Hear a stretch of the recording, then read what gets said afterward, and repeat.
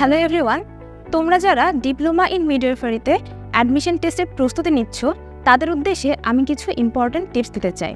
তার আগে বলতে চাই মান বন্টন সম্পর্কে। পরীক্ষাটি হবে 100 মার্কের এবং অ্যাডমিশন টেস্টে বাংলা বিষয়ে প্রশ্ন থাকবে 20 মার্কসের, ইংরেজি বিষয়ে প্রশ্ন থাকবে 20 মার্কসের, গণিতের জন্য থাকবে 10 মার্কস, সাধারণ জ্ঞানের জন্য থাকবে 20 মার্ক এবং সাধারণ বিজ্ঞান থেকে প্রশ্ন আসবে 30 মার্কসের।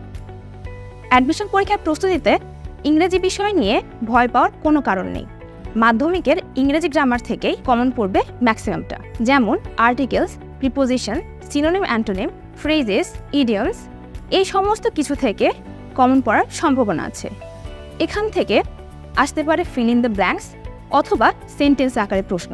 সাধারণ জ্ঞানের ক্ষেত্রে তোমরা আন্তর্জাতিক বিষয়াবলী, বাংলাদেশ বিষয়াবলী, খেলাধুলা, আন্তর্জাতিক পদক, এই সমস্ত কিছু সম্পর্কে পড়তে পারো।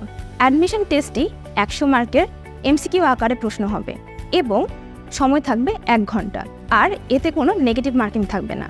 তাই সময়ের কথা মাথায় রেখে অবশ্যই সকল প্রশ্নের উত্তর দিয়ে আসার চেষ্টা করবে। সবশেষে বলতে চাই, মনোযোগ সহকারে পড়াশোনা শুরু করো, তাহলে তোমরা তোমাদের নির্দিষ্ট লক্ষ্য অর্জনে সফল হবে। All the best.